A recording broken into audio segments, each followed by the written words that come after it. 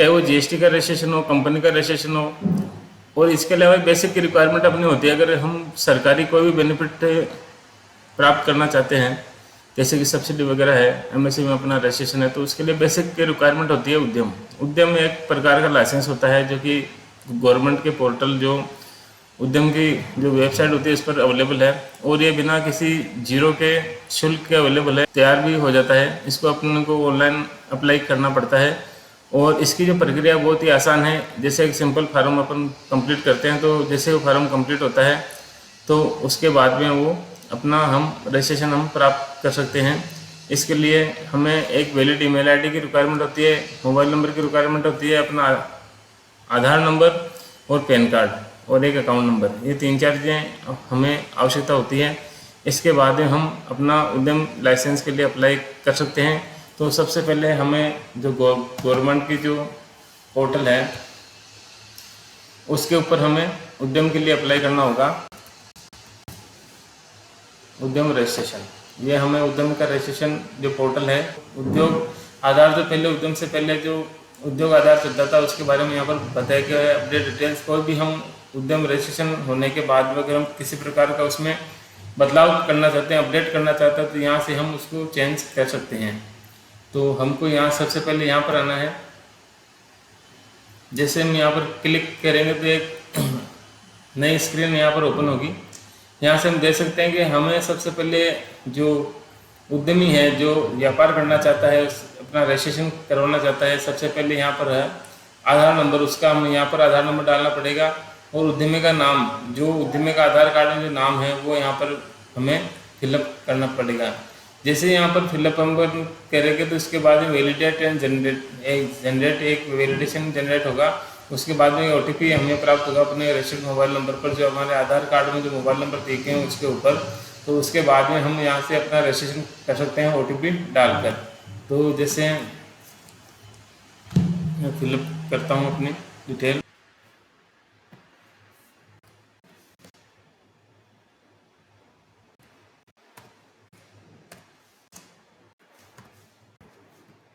तो जैसे हम अपनी डिटेल वगैरह डालते हैं तो यहाँ से हमें ओटीपी जनरेट होगा, वेरीफाई होता है। तो हमें जो स्क्रीन नहीं प्राप्त होगी उसके अंदर हमें कस्टमर का जो पैन कार्ड नंबर वगैरह है वो यहाँ पर डालना होगा।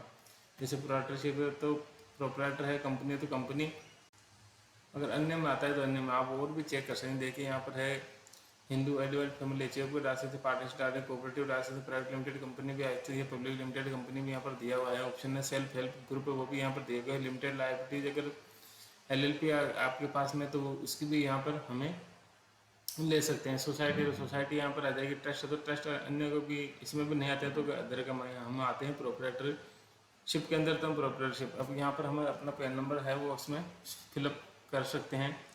पैन कार्ड नंबर हमें अपना डालना है।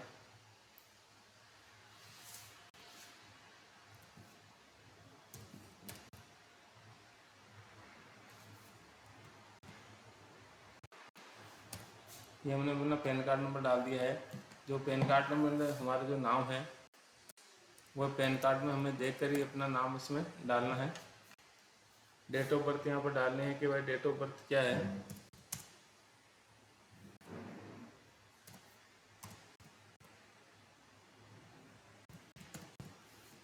हम इसको चेक करते हैं कि जो हमने डिटेल डाली है वैलिडेट है या नहीं है, पैन कार्ड नंबर सही है या नहीं है। यहाँ पर ही हमें वैलिडेट करते हैं।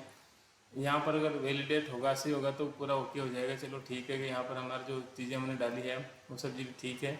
और ये बोल रहे हैं आप आगे कंटिन्यू आगे बढ़ सकते हैं। ये पूरी प्रोसीजर है वो उद्यम लाइसेंस हम किस प्रकार से प्राप्त करेंगे, हम उसके बारे में यहाँ पर पूरी बातचीत अभी चल रही है।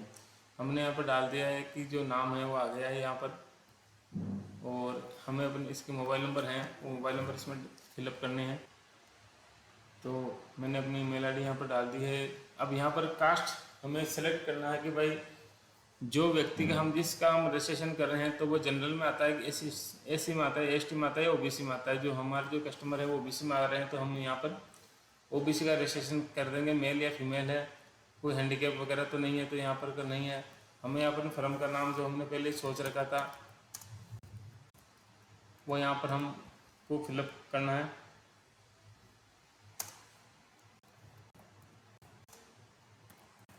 ये हमने अपने जो डेयरी यूनिट लगा रहे हैं उसका हमने नाम यहाँ पर फिलअप कर दिया है। एक बार और हमें अपना इस जो नाम है वो यहाँ पर फिलअप करना होगा और इसको ऐड करना है। यहाँ पर ऐड यूनिट, यहाँ पर हमें ऐड, जैसे हम ऐड करते हैं तो यहाँ पर हमने अपने फार्म का नाम यहाँ पर शो होने लग जाता है, बाबा रामदेव डेयरी फार्म। ये यहाँ पर सिलेक्ट हो गया है। यहाँ पर इसको वापस अपने ओके करना होगा, ये वापस यूनिट नेम ऑटोमेटिक ले लेगा। इसका हमें एड्रेस यहाँ पर सबमिट करना होगा कि कौन से एड्रेस पर हम ये जो फर्म है वो काम करेगी। यूनिट का जो एड्रेस है वो हम यहाँ पर एड्रेस दे देते हैं।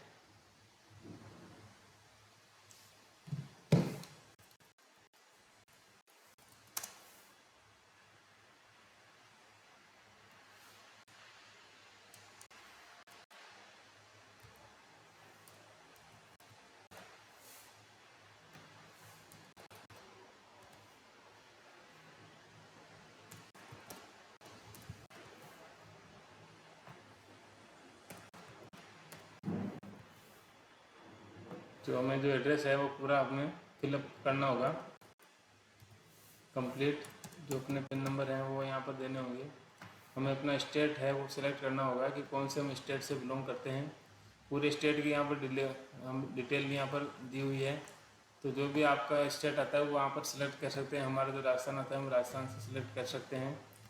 डिस्ट्रिक्ट हो गया, अजमेर हो गया, स्टेट हो गया। यहाँ पर हम जो एड्रेस हमने डाल दिया इसको हमें यहाँ पर ऐड करना है। अब यह है कि ऑफिशियल एड्रेस एंटरप्राइजेज, क्या हमारे इसके अलावा भी कोई ऑफिशियल एड्रेस है जहाँ पर हम काम करना चाहते हैं तो यहाँ पर उसकी डिटेल आ जाएगी। तो हमें सेम यही एड्रेस डाल देना है। अगर आप घर से काम कर रहे हैं तो उसका एड्रेस भी आप यहाँ पर डाल सकते हैं।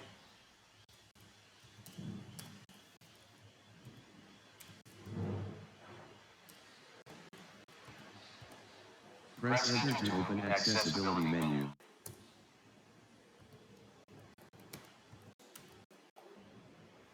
हमें यहाँ पर जो एड्रेस है वो यहाँ पर सबमिट करना है। पिन कोड नंबर वगैरह डालने हैं। स्टेट हमें सिलेक्ट करना होगा कौन से स्टेट से हम आ रहे हैं। आप कहीं पे भी ये काम कर सकते हैं। आपसे गवर्नमेंट किसी प्रकार का कोई चार्ज नहीं लेगी।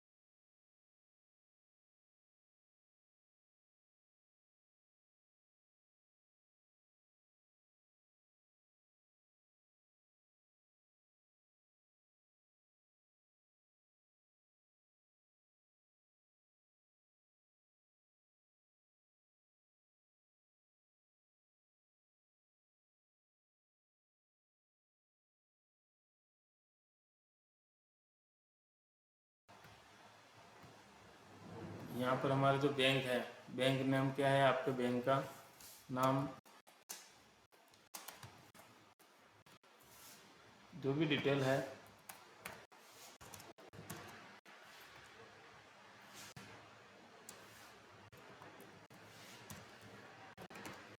जो भी बैंक है उसका IFSC कोड यहाँ पर आ जाएगा। यहाँ पर बैंक के जो आपके अकाउंट नंबर क्या हैं वो आपको यहाँ पर सबमिट करने हैं।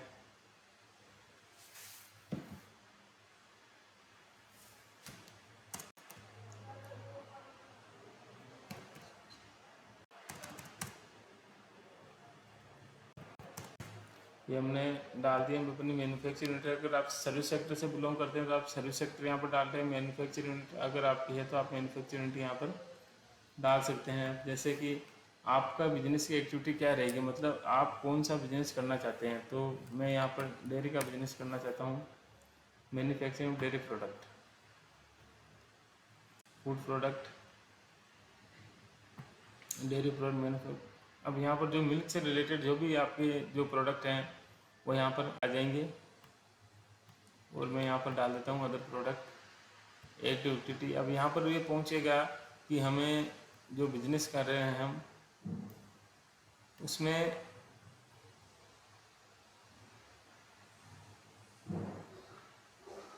कितने महिला है कितने पुरुष हैं। तो मेल अपने कितने काम कर रहे हैं कि 4 लोग काम कर रहे हैं, 2 महिला काम कर रही है, तो हम 2 यहाँ पर डालें, अदर में 0 है।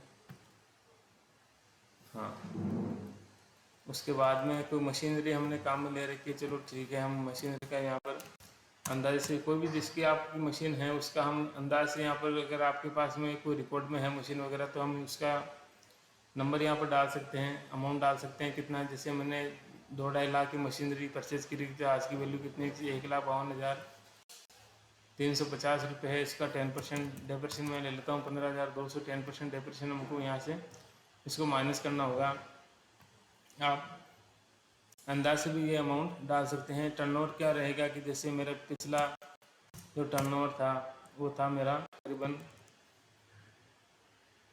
8,50,000, 8,56,000 रुपये यहाँ पर मेरा टर्नओवर था। तो मैं आप अंदाज से भी डाल सकते हैं, कुछ अमाउंट डाल दीजिए ताकि ये रिजेक्शन में ना जाए, इसको खाली नहीं हमें छोड़ना है।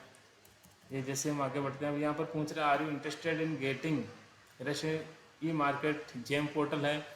जेम पोर्टल में आपको अगले वीडियो के अंदर दिखाऊंगा इसमें क्या है। Are you interested in resident TRDS portal, ये भी मैं आपको पूरी डिटेल में बताने वाला हूँ। तो अभी आपको सबको येस करना है यहाँ पर, ये आपके सबकी फ़ायदेमंद की चीज़ें हैं, कोई सी प्रकार का कोई लॉस इसमें नहीं है। ये हमने फार्म सबमिट कर दिया है, अब इसको सबमिट फाइनल पर हम जा रहे हैं।